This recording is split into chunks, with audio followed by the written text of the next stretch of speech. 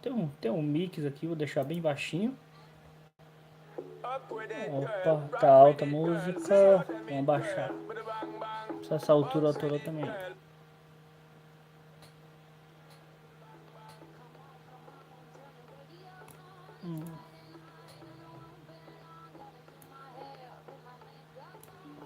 Tá bom assim. Qualquer coisa eu dou uma pausa aqui. Bom. Cadê? Cadê aqui? Deixa assim, música. Boa noite, galera. E hoje, tá? Melhor, sejam bem-vindos a mais um papo de biólogo. Com o tema de hoje vamos falar sobre anuros. Vou falar de uma maneira geral sobre o que são os anuros. E vou focar também um pouco em algumas espécies do Brasil. Vou focar do Brasil, porque não adianta eu focar pelo mundo inteiro, né? Se a nossa biodiversidade para anuros é muito extensa. Deixa eu me preparar aqui. Bom, planejei uma coisa, mas, né? Saiu outra. Mas é isso aí. Eu ia deixar uma musiquinha aqui no final também, não deu muito certo. Vai ficar esse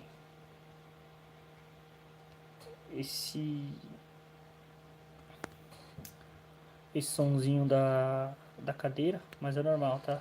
Bom, essa é a primeira vez que eu faço pelo YouTube, então estou me adaptando.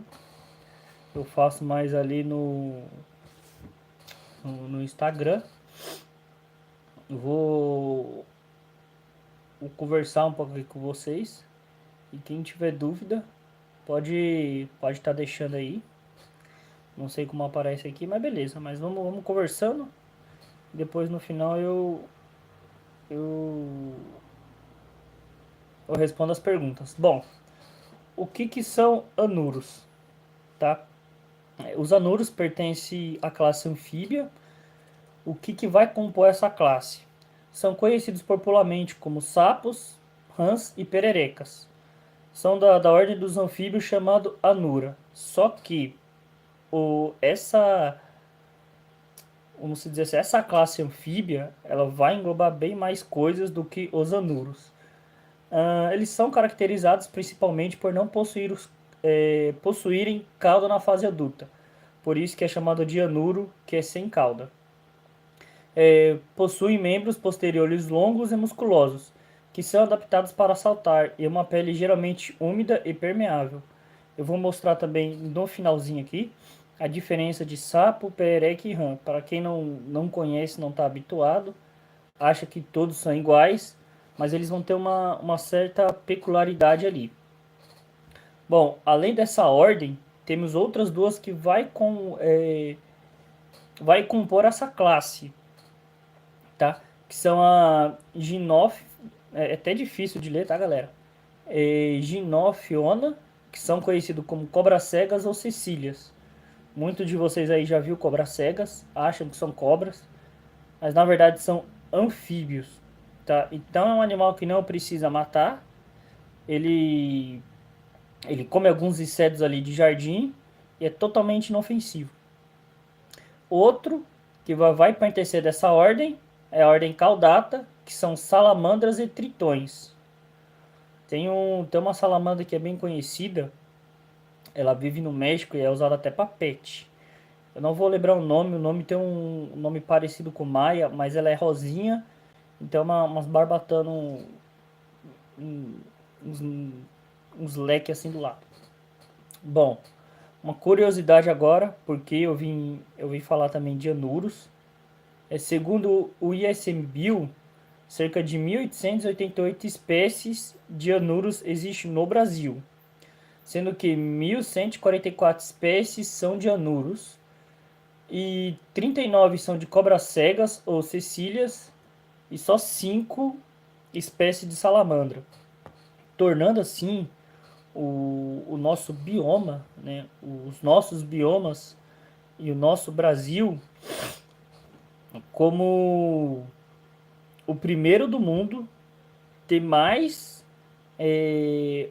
anuros não, né? Ter mais anfíbios de qualquer outro lugar, graças à Amazônia e uma grande parte ali. Oi, boa noite a todos aí que acabou de entrar. Então, para concluindo, o nosso Brasil é rico e anfíbios. Então, quem tem medo de sapos e rãs tem que se acostumar um pouco, tá? Porque a nossa fauna é riquíssima disso. Bom, eu vou falar aqui de algumas famílias depois, tá? Algumas famílias que compõem eh, a nossa fauna. Lógico, tem bastante aqui. Depende da literatura que vocês pesquisar, vai ter de 12, 11 até 15 espécies de anuros. Bom, vou falar começando dos sapos, que é a Bufonidae, tá? O Bufonide. Quais são as características gerais deles? Bom, a pele geralmente é seca, rugosa e tem glândulas que secretam substâncias tóxicas, que seriam os venenos. Depende da espécie, tá?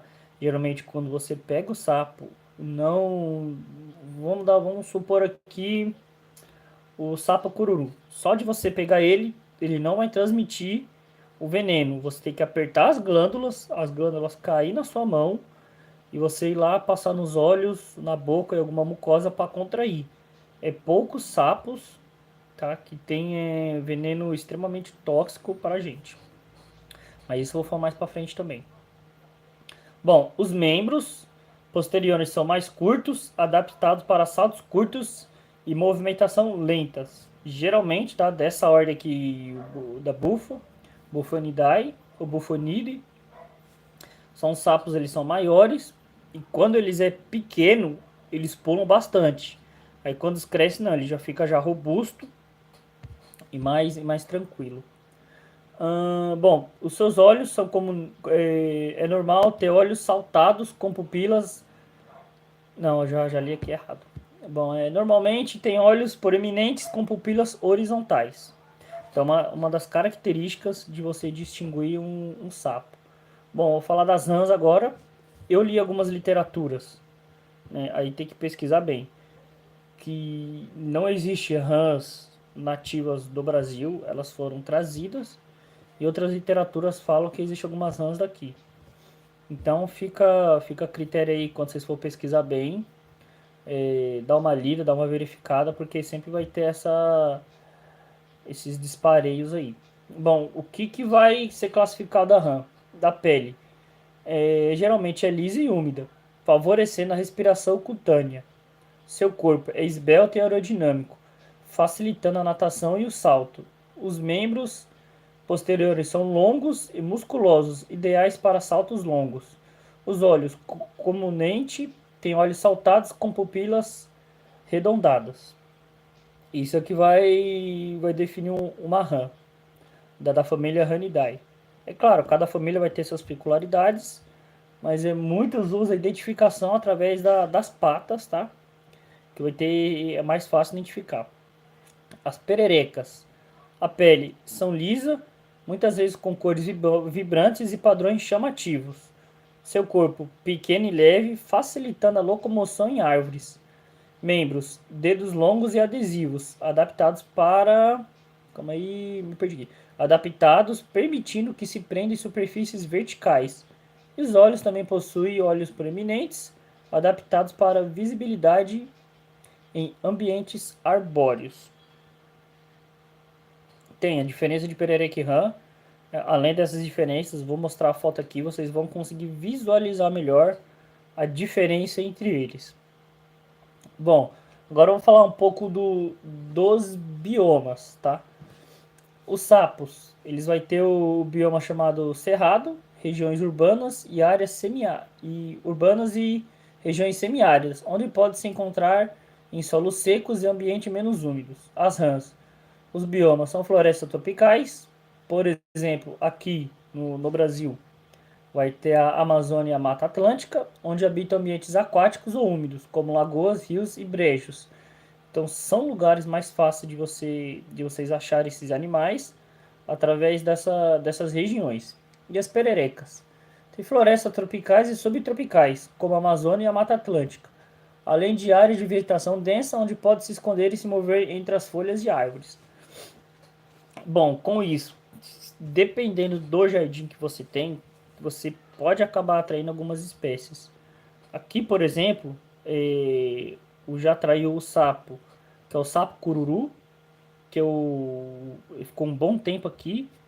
E perereca já apareceu duas, uma dourada, que eu não vou saber o nome, e esses dias eu achei outra perereca também. Por quê? Porque além desses habitats, então você vai ter planta, você vai ter alimento, você vai ter umidade. Então isso acaba atraindo elas de se tiver uma floresta perto, algum mato, uma área mais vegetal, elas acabam sendo atraídas por ali e ficando, né, naquele lugar. Bom, agora eu vou falar as principais famílias do Brasil. Eu listei aqui 12, umas maiores que as outras. Os nomes, eu vou dar até uma travada, porque os nomes são bem difíceis aqui.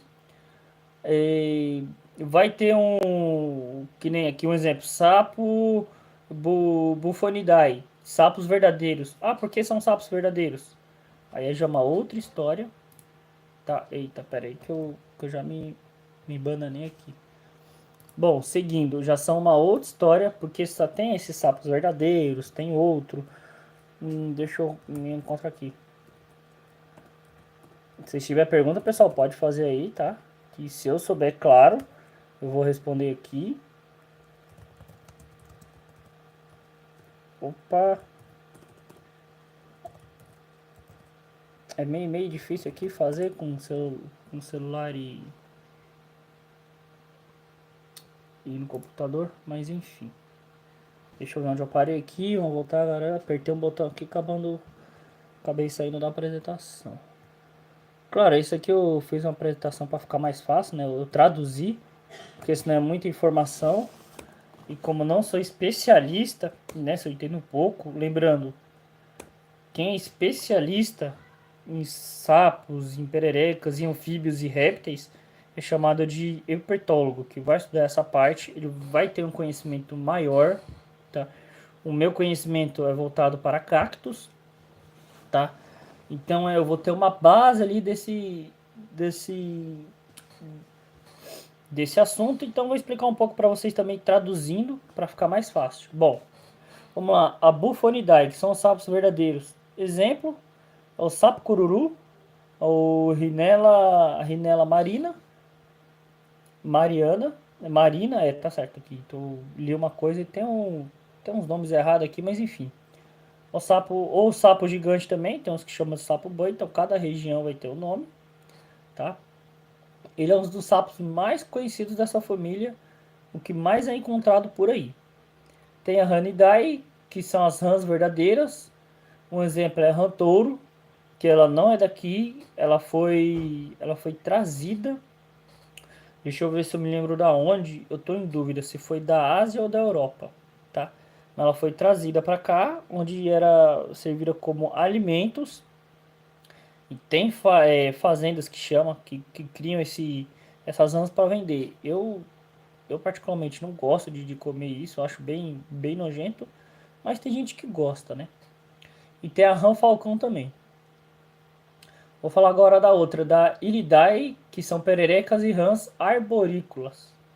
Nossa, bem bonitinha. Eu já cheguei a ver uma de perto, por sorte. Se eu não me engano, o nome. Eu não vou lembrar o nome científico, tá?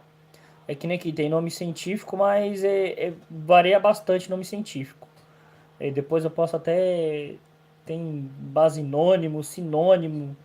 Isso aí eu posso até uma outra conversa nossa eu falar o que significa esses termos para botânica e zoologia. Bom, as pererecas arborícolas, tá? Tem a perereca da floresta e perereca braba. Aqui vai diferenciar, porque muitas vezes acontece tanto com planta e animais, eles vão dar o nome perereca arborícola, ou perereca da floresta, perereca de chão, mas é o que acontece. Há muitas outras espécies que têm esse nome popular. Então você vê um monte, é perereca de chão, perereca de chão. Mas se vocês pesquisarem o nome científico, é o mais certo e o mais lógico para identificar aquele animal. E também tem a variação, né? Cada região, vou dar um exemplo aqui, fugindo um pouco aqui da ordenura. Tem Mãe da Lua, tem gente que conhece Mãe da Lua, tem gente que conhece de Urutau, tem gente que conhece de Pássaro Fantasma. Então, se você pegar o nome científico, fica mais fácil para identificação. Bom, então outra família aqui, Lepidodactyla, Dactylade, que são sapos de perna longa e rãs de campo. Um exemplo aqui, tem a rã de perna longa e, bom, só trouxe esse exemplo aqui. O Dendrobatidae, que são as rãs venenosas.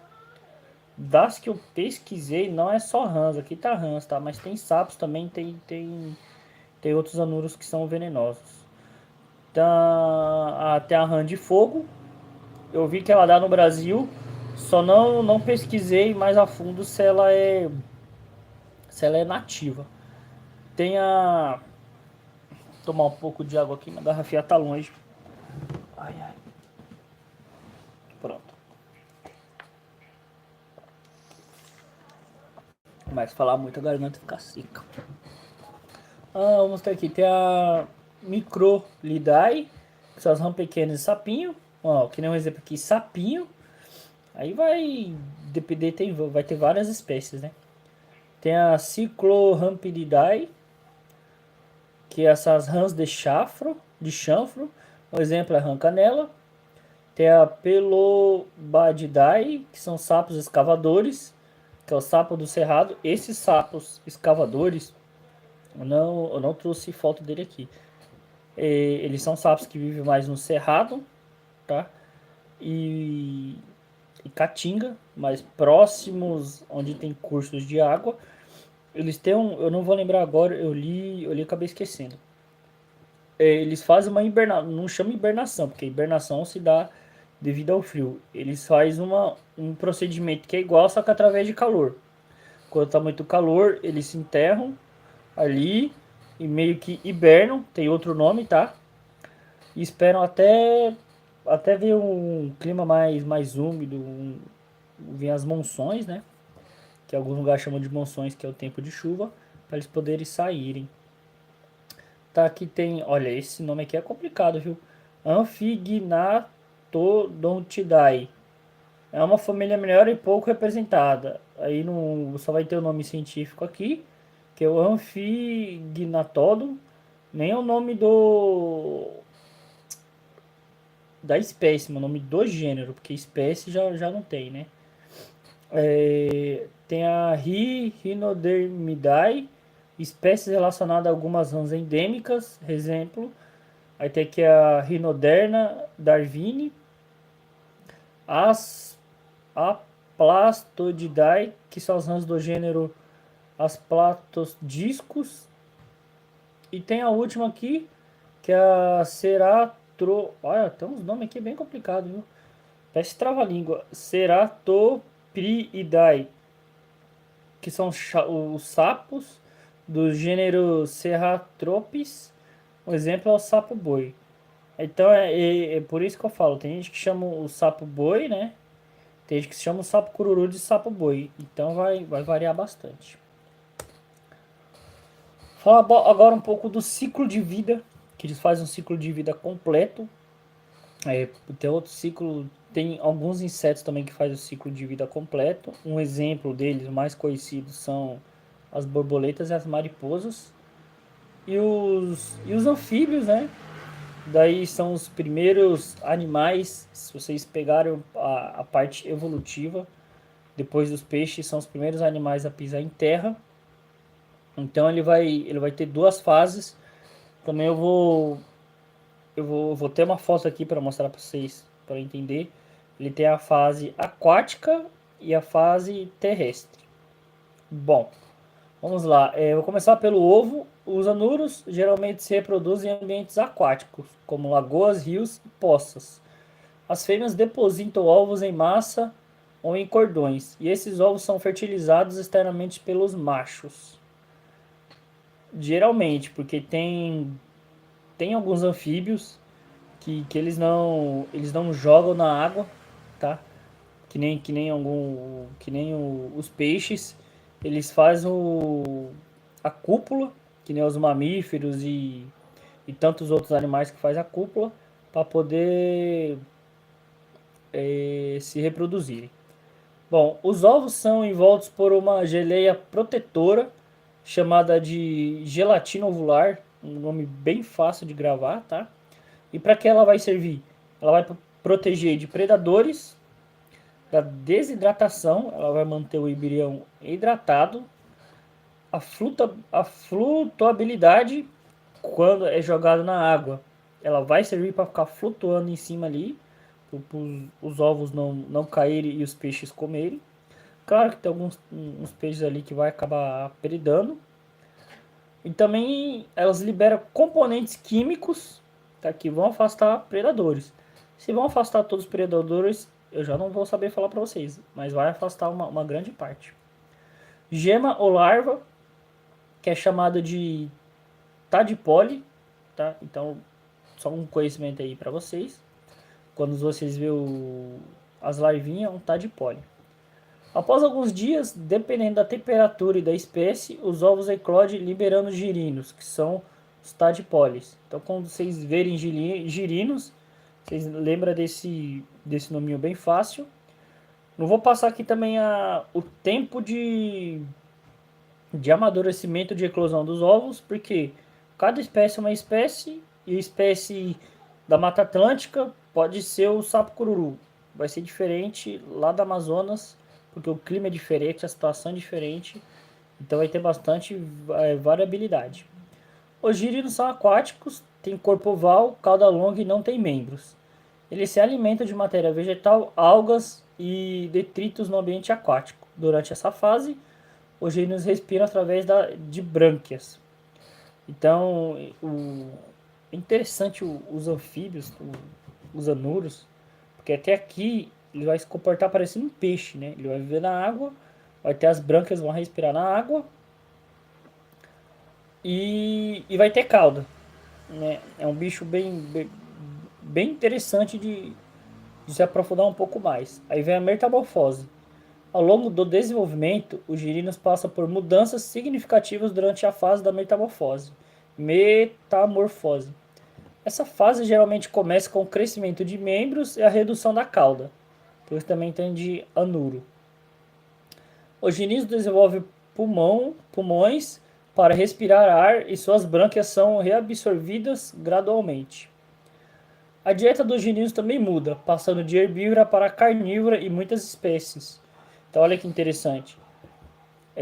Tanto na fase tadpole para metamorfose, alguns, né, vão mudar a forma que respira, a forma que se alimentam e a forma como vivem. Bom, vai depender de cada espécie. Perguntaram aqui quanto tempo o girino demora para ficar adulto. Cada espécie vai variar de espécie, de clima. Então não vou dar um número exato aqui para vocês. Os adultos, uma vez completa a metamorfose, o girino se transforma em um adulto, pronto para viver em ambientes terrestres ou aquáticos, dependendo da espécie. O que acontece aqui também, eu já vi quando o sapo ali está na água, ele fica até engraçado, ele fica todo esticadão assim. Se você chegar perto, ele mergulha. Eu já vi isso, é interessante. Eu não sei se é toda espécie. Eu vi com o sapo, tá? Bom, os anuros são geralmente carnívoros na fase adulta, alimentando-se de insetos e outros invertebrados. Os adultos se tornam sexualmente maduros e podem retornar ao corpo da água para reproduzir, reiniciando o ciclo. Então, assim, é uma dica também, não ver um sapo, não precisa matar. Eu vou no final dar alguns conselhos sobre isso, tá? E ver um bichinho desse não tem necessidade de matar e jogar sal. Eu já vi muita gente jogar sal, isso acontece. A pele do animal é úmida, então quando você joga sal, você vai estar queimando o bicho, porque o sal ele vai sugar toda essa umidade e vai acabar grudando na pele. É como se estivesse tacando fogo na gente. Bom, vou falar aqui do todos os cerrados que a gente tem, tá? Eu só vou falar, não vou falar muito da caatinga, porque a caatinga e o cerrado não vai ter tanto assim, vai ter, mas não vai ter tanto que nem dois primeiros biomas, que são os maiores, onde vão se encontrar mais anuros. Primeiro é Amazonas, claro, né? A maior floresta tropical, que a gente tem uma boa porcentagem dela no país. Bom, e esse bioma abriga uma variedade impressionante de anuros, incluindo muitas espécies endêmicas. Anuros como a rãs, Dendrobatidae e Ilidae são comuns nas florestas anuros são comuns nas florestas de igapés. Então assim, quem quer se tornar herpetólogo é um dos lugares, quem está aí na região norte e até ali para cima do nordeste, perto da floresta amazônica. É interessante ir lá porque você já conversei com vários biólogos. Realmente a Amazônia é uma escola, porque você vai conhecer vários bichos, você vai aprender muita coisa lá. Mas se você não tiver lá, tiver mais para costa, tiver mais para o sul também, sudeste e nordeste, vai ter outra opção que é a Mata Atlântica. É um bioma de floresta tropical que se estende ao longo da costa atlântica do Brasil, com uma grande variedade de habitats, como florestas densas e áreas de restinga. A Mata Atlântica possui alta diversidade de anuros, incluindo várias espécies de Ilidae e Leptodactylidae. Muitas dessas espécies são endêmicas e ameaçadas de extinção devido à degradação ambiental. E, para lembrar aqui, se eu não me engano, tá? É o bioma que vai ocupar mais estados, são 17 estados. Ele vai ocupar do Mato Grosso, não. Do Rio Grande do Sul até o Rio Grande do Norte, vai pegar a costa inteira e ainda mais pro centro-oeste ali. Cerrado.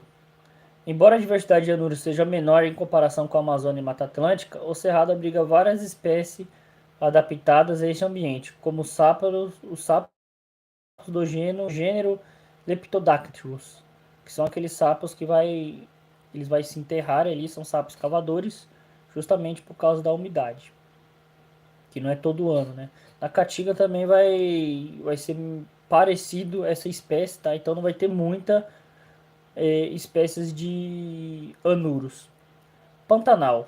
Esse bioma apresenta uma diversidade significativa de anuros, especialmente rãs e sapos que se adaptaram a ambientes aquáticos intermitentes e permanentes. Lembrando que o Pantanal ocupa dois estados nossos, tá?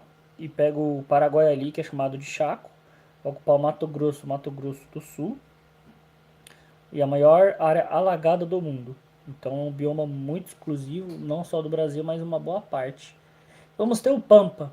Para quem não sabe, o Pampa ele só vai ter ali no Rio Grande do Sul, cerca ali de 66%, tá? O resto é Mata Atlântica, da última vez que eu pesquisei. Vai ser Pampa ou também chamado de Campos Sulinos. Ali a diversidade de anuros nesse bioma é bem menor, mas algumas espécies de sapos e rãs adaptadas a áreas úmidas podem ser encontradas, especialmente em regiões em fontes de água. Então, eu resumo aqui dos 6 biomas. Amazônia, alta diversidade, muitas espécies endêmicas. Mata Atlântica, grande diversidade, muitas espécies ameaçadas. Caatinga, com baixa diversidade, mais adaptada ao clima. Cerrado, diversidade moderada, com adaptações específicas.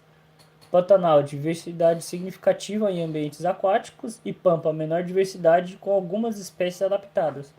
Lembrando que o Cerrado pega uma parte ali da Mata Amazônica, então essa transição vai ser favorável para os anuros. Eu vou falar um pouco da reprodução deles. Eu falei o ciclo de vida e a reprodução. Fertilização externa. A maioria dos alunos dos anuros se reproduz por fertilização externa, onde a fêmea deposita os ovos em ambiente aquático e o macho os fertiliza imediatamente após. Essa estratégia é comum entre sapos e rãs, como eu comentei aqui na parte da reprodução. A interna. Algumas espécies, especialmente certas rãs, praticam a fertilização interna, onde o macho se acopla à fêmea e os espermatozoides são transferidos diretamente para o interior do corpo da fêmea. Uma fertilização normal, onde muitos animais têm. A deposição dos ovos. Ambientes aquáticos, como eu já falei para vocês, que vai ser protegida pela... Vamos falar daquela substância gelatinosa.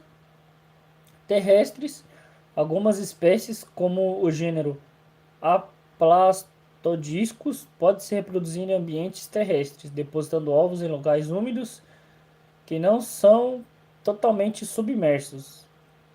Caudas, cuidados parentais. Isso aqui é muito importante também.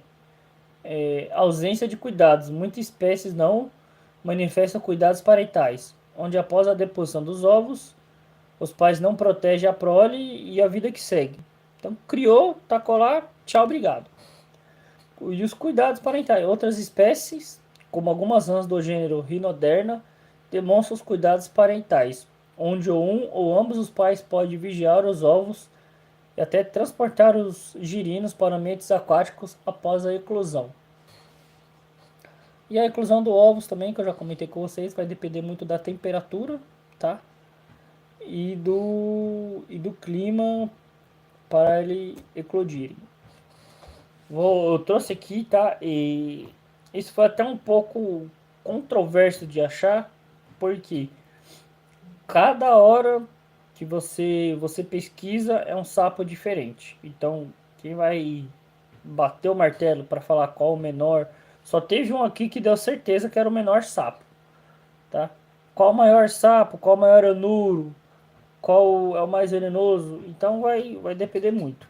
Então eu trouxe um aqui que até dados curiosos para vocês ficarem guardados. Rinella marina, conhecida como sapo cururu. Na pesquisa que eu fiz, é o maior sapo, podendo chegar a 15 centímetros a fêmea. Tá? A coloração da fêmea para o macho também, ele tem esse dimorfismo sexual. A fêmea vai ser maior, ela vai ter uma coloração meia marrom com listras pretas. E o macho ele vai ser meio amarelado e pequeno. Bom, o maior encontrado, esse aqui eu vi lá na Austrália. Ele não é da Austrália, ele foi colocado lá para exterminar uma espécie de praga de insetos e com o tempo virou praga porque não tem animal que preda ele lá. Ele chegou a 38 centímetros do focinho à cloaca e pesava 2,65 quilos. Então vocês imaginam, né? Um baita de um sapo, parece um cachorro. Tem algumas imagens na internet que mostram aquele sapo parecendo um pincher. Aquilo ali é tudo montagem. Não existe, tá? O sapo não chega. Só se o cara descobrir um sapo pré-histórico ali, que é meio difícil. Bom, essa eu vou tentar falar aqui, tá? Eu vou falar devagar, mas provavelmente eu vou errar um pouquinho. Brachycephalus pulex, ou sapinho pulga. Esse sapo, galera, esse sapo ele foi descoberto, ele é nativo, ele é nosso, e ele foi descoberto na Bahia, tá? É o menor, ele ganhou esse título, tem foto dele aqui, tá? Ele é o menor sapo do mundo e o menor invertebrado do mundo. Ele mede pouco mais de 7 milímetros e as fêmeas ligeiramente maiores com mais de 8 milímetros. Então é um sapo bem difícil de ser estudado devido ao seu tamanho e a dificuldade de achar ele. Ele não consegue pular porque ele é tão pequeno que a massa ele pula ele todo desajeitado. É um sapo minúsculo. Eu vou mostrar a foto aqui, vocês vão ficar de cara. E vamos ter o sapo, coloquei mais, não é o mais venenoso do mundo, tá? Ele é da família, mas no Brasil, acho que todo mundo já ouviu ele. Desse aqui ele ficou um pouco contraditório, porque eu pesquisei, deu a rã pimenta como a mais venenosa e esse aqui. Então eu optei escolher por esse, porque é o mais conhecido e ele já foi usado pelos índios também. É chamado de Adenphobates galactonotus. É o sapo ponta de flecha. Uma curiosidade desse bicho, ele tem uma grande variação de cores. Eu achei uma foto aqui também. Eu acredito que seja todas as cores deles, tá? Mas pode surgir outras. Entre as populações da mesma espécie. Características chamativas de polimorfismo. É, E ele é interessante, galera. Ó, vocês gravam isso aí, tá? Ele por si só, ele não é veneno, ele não é venenoso. Se você der mosca pra ele, ele não se torna venenoso. Ele é um sapo tão interessante que ele só vai se tornar venenoso se ele comer insetos venenosos. Que nem ele come insetos, formigas, cupins e come fungos também. Que os fungos e os insetos vão ter os alcaloides que vai transformar esse em venenoso. Então, isso que é interessante. Então, você tem um. Lógico, você não vai criar um sapo desse porque é crime, é tráfico de animais e biopirataria e tudo mais. Mas aonde que tem criadouros desses animais, como o Butantan é um deles, por exemplo, entre outros aí, os sapos são alimentados com moscas e outros animais que não têm um veneno, ele acaba se tornando não venenoso. Bom, agora eu vou mostrar aqui agora para vocês, tá? A diferença, esse aqui eu peguei na internet, tá? Então vai ter o nome do cara aqui chamado Diego Santana. Acho que de todos, assim, a melhor comparação que eu já vi. E vocês vão ver agora a diferença, ó. Deixa eu ver se consigo afastar mais, ó. Bom, vou aproximar aqui e eu vou girando o celular para vocês entenderem melhor. Então, olha aqui, como eu falei para vocês. Tem a... Olha os olhos como que são deles, tá? Esse aqui é o sapo cururu. Eles vão ter a perna mais forte, mais musculosas. Justamente porque eles são mais terrícolas, né? A pata dianteira deles, ó, vai ter 3 dedos e a dianteira 4. Ó, bem característico, ó. Ele é mais seco, tá? E ele é mais forte. Agora aqui, ele vive no chão, tá? A base dele é mais no chão. Vai ter aqui, sapos são os anfíbios que possuem a pele áspera coberta por glândulas e verrugas, geralmente são terrestres. Como eu falei, geralmente. E aqui a glândula de veneno tem um nome específico, eu não vou lembrar agora. Desse sapo vai ficar aqui, ó. Então se você pegar aqui e aqui não vai dar nada, é só não apertar, né? Bom, a rã, ó, são espécies que apresentam a pele lisa e estão mais associadas com ambientes aquáticos. Então, vocês conseguem perceber também as pernas da rã são musculosas e mais longas, justamente para comparado ao sapo, justamente para elas pularem, elas escalam paredes. E deixa eu ver o que mais, o corpo também, a aerodinâmica do corpo, ó, é bem diferente. E ó, os olhos também, ó, ele não vai ter esse traço aqui. E aqui, a perereca, tá? Tem a pele mais fina e normalmente possuem hábito arborícola. A pata dela aqui, ó, vai ter essa. Vamos chamar aqui para ficar mais fácil. Essas patas digitadas, tá? Na pontinha dos dedos, ó. E as pernas são bem longas também, porque elas pulam. Elas são bem ariscas. O que que acontece aqui? Se você vem em casa, tá? Eu vou explicar cada um para não matar, não tem precisão, tá? Se a pessoa tiver fobia de sapo, que existe, tem fobia só de sapo, que bufofobia, e tem a fobia de qualquer espécie de tanto sapo como rã e perereca. Ah, eu esqueci o nome agora, acho que é bom, eu esqueci o nome, enfim. chama outra pessoa. Ah, mas eu não quero pegar porque eu tenho nojo. Aqui é fácil. O sapo, quando você pega, esse aqui geralmente ele vai se inchar e ele vai ficar brabo. Vai ficar parecendo uma pedra. Você pode pegar uma pá, empurrar ele com a vassoura, levar num lugar pra rua, um lugar protegido, não soltar ele no meio da rua, que ele pode se atropelar também. Ou leva num fora que tiver um canteirinho, joga. Se tiver tempo e paciência, leva perto de algum ambiente aquático, qualquer um deles, e solta próximo a lagoas, a parques que tem lago, que eles vão ficar lá tranquilo. Mas esse aqui, como eu já peguei muito, tá? É qualquer um desses, né? Lembrando, se for capturar, tá? Pegar com a mão, pegue com luva. É importante você se proteger, proteger o bicho, porque na natureza, quanto mais colorido, mais é venenoso. Mas nem sempre é assim, tá? Então, tá em dúvida, será que é venenoso ou não? Então pegue luva, pega uma luva forte, captura o bicho. Ou, ah, tô com medo, pega uma pá, põe dentro de uma caixa de sapato, tá? Com cuidado, leva o bicho ali para algum lugar e solta. Quem tem jardim, é bom deixar esses bichos aqui, que é difícil entrar em casa, mas se entrar em casa também não tem segredo de tirar. E ele vai ser um controlador de insetos na sua casa, até escorpiões, aranhas, baratas. Esses bichos aqui detonam tudo. Bom, esse aqui ah, tá. Pra pegar esse, você pega ele por cima aqui firme, tá? Se você levantar, ele pula e apoia a sua mão embaixo que ele fica quietinho e segurando em cima.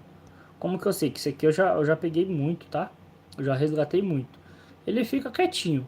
Aí depois você vai pôr no chão, ele não quer não sai, parece que ele se acostuma com a sua mão. E se for passar a mão nele aqui, a pele é bem áspera. Lembrando que eu não recomendo pegar nenhum animal selvagem na mão, porque né, você não conhece o animal, você pode se machucar, pode machucar o animal e não é legal, tá? A rã, não vou falar como pega, porque eu nunca peguei, mas acredito que se fazer o mesmo esquema, pegar aqui por cima firme e pôr na mão, ela fica. Agora a perereca, ela tem que ter um pouco mais de cuidado, tá? Porque a maioria são pequenas, se não todas, porque a pele dela é bem fina. Então, se você não sabe pegar ela assim, ó, você pode pegar o bicho, apertar e esmagar na sua mão. Aí não vai funcionar nada, né? Eu, quando eu consigo pegar ela bem arisca, eu ponho um pote de vidro, tá? Se tiver um pote de vidro grande, pode pôr qualquer um desses. Põe um pote de vidro, que é melhor visualização. Você vai com uma folha por baixo. Bom, eu tenho aqui, mas tá ocupado. Você vai com uma folha por baixo, ó, pode ser até esse vidro aqui, ó. Eu sempre deixo em casa, tá? Lógico, um cururu, ou depende da rama, vai caber aqui. Então você tem um sapo de 3 litros. Bom, vamos supor que o sapo tá aqui, você põe ele aqui, trava ele no chão, ó, a perereca na parede, vem com uma folha, passa por cima e tampa. Aqui você vai conseguir visualizar o animal, para quando for soltar ele não se assustar. Leva para, se quiser deixar ele na sua casa ali para matar bichinho, você põe lá no meio das plantas, ele vai viver feliz e você feliz e todo mundo sai ganhando. Aqui que eu falei é o ciclo de vida deles, ó, onde vai começar a se formar o ovo na gelatina, vai se desenvolver aqui, vai virar os girinos, eu não vou falar outro nome porque é mais difícil de, até eu já esqueci, acho que é a Piplode, até eu esqueci o nome. Vai ter essa formação aqui, ó.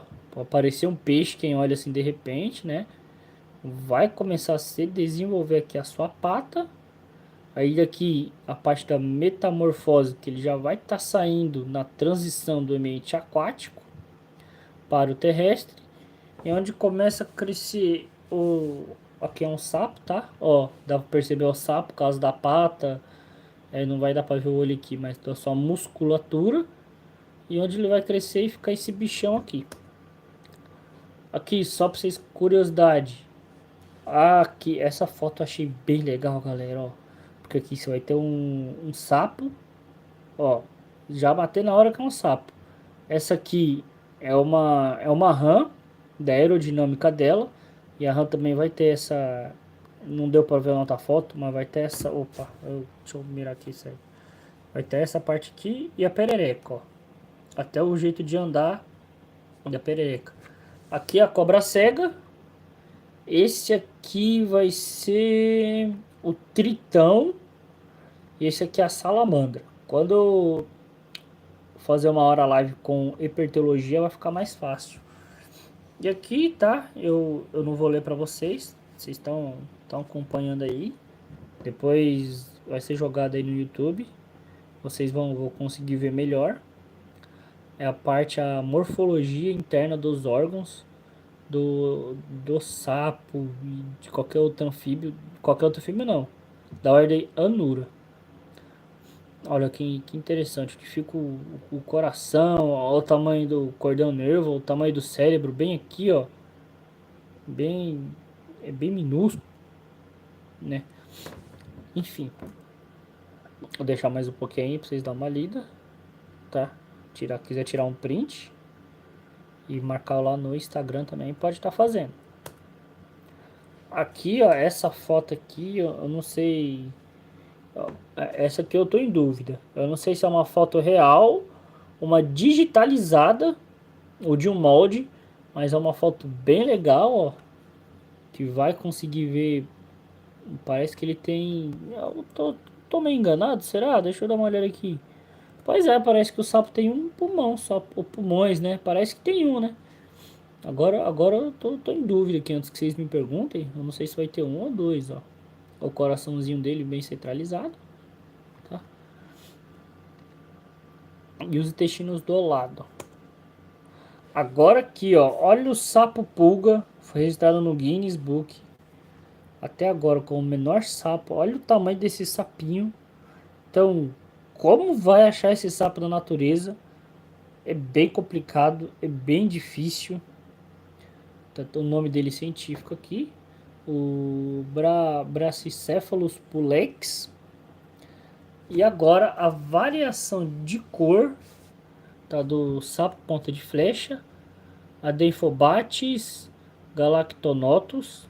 Olha, bem coloração. Então, assim, já é uma forma bem chamativa, ó, de avisar que não chega perto de mim, que eu sou venenoso, sou perigosíssimo. Ó, esse aqui todo preto, mas ainda dá um destaque. Ó, esse aqui já não vai ter cor tão chamativa. Por isso que eu falo pra vocês, peguem com luva, peguem com cuidado. Porque isso deve ter outras cores, né? Eu não sei. Porque esses sapos aqui são bem, deixa eu ver, bom, e acabou aqui. Agora eu vou mostrar aqui, ó. Vamos pra cá. Esse aqui é um site, tá? Que eu entrei. Quem quiser dar uma olhada depois é Anfíbios de Araucárias, espécies da floresta de Araucária. Para quem não sabe, espécie de Araucária fica na Mata Amazônica, no Paraná específica. Acho que não sei se é só no Paraná e Santa Catarina, tá? Mas é para a região sul. Bom, eu não vou mostrar todos os sapos, ó. Ó, tem uma perereca verde, o sapo martelo e aqui vai estar o nome do sapo. A vocalização dele é chamada de quachar. Nesse site aqui é bem legal, galera, porque você vai ver algumas fotos dele. Ó, a pererequinha ela fica assim mesmo na árvore, ó, bem simpática, né? E vai contar um pouquinho da história e onde se acha, ó, Chapecó, Santa Catarina, é encontrada bastante ali em Curitiba e São Paulo é muito encontrada. E até fora também aqui, ó, que já vai pegar parte do Paraguai aqui, acho que se eu não me engano aqui é Argentina.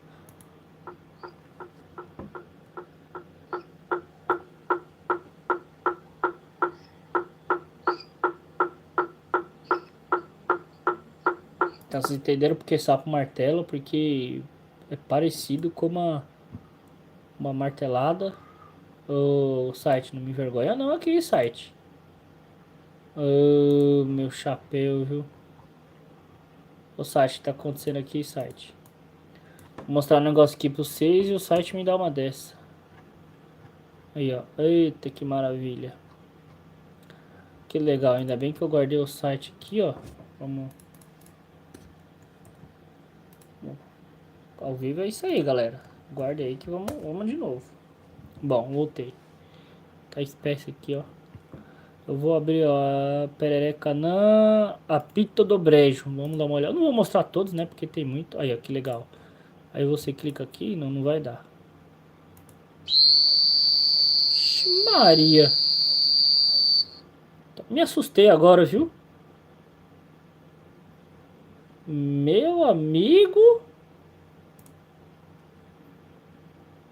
Ah, só vim aqui. Aham, assobiadora. Olha que legal.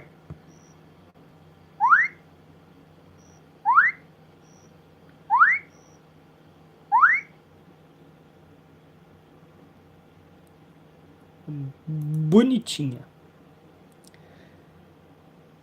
Vamos ver aqui. Vamos ver uma. Ó, rã das. Essa aqui é bem bonita. A rã touro aqui que eu falei pra vocês. Ó, tem a rã cachorra. Essa eu vou pôr porque isso aqui é legal.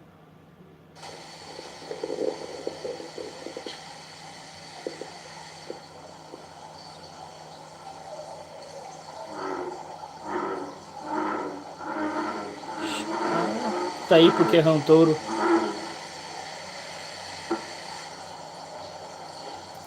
Realmente parece um touro vindo no meio dentro da água. Rã cachorro.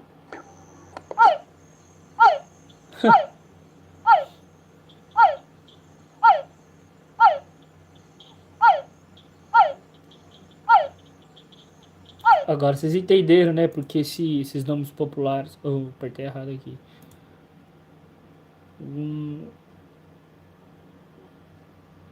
Ó, sapo cururu não vou porque todo mundo conhece. A rã macaco. A foto dela aqui, ó. É bem bonitinha. Uma cabeça pontuda.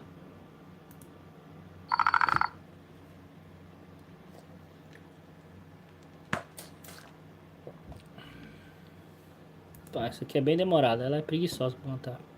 Perereca vidro, por quê? Porque ela... Ó, ela dá pra você ver a parte interna dela, porque ela é bem transparente. Eu sou doido pra achar uma dessa aqui, ó, de perto. Eu acho ela muito bonita, muito interessante. Você consegue ver os órgãos dela. Vamos ver a vocalização dela.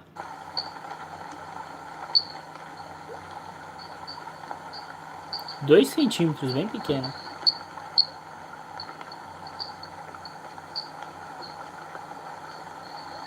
É bastante, é 1.000 espécies. Então imagine, se eu fosse trazer as 1.000 espécies aqui pra vocês, nossa, eu ia ficar, né? Vamos ver a última essa aqui porque é bonita. Rã das corredeiras, ó. Essa aqui já dá pra ver que ela faz o ato de cópula. Olha que bonita. Ó, que bicho bonito. Eu acho muito bonito, né? Tem gente que tem medo, mas só respeitar, não precisa.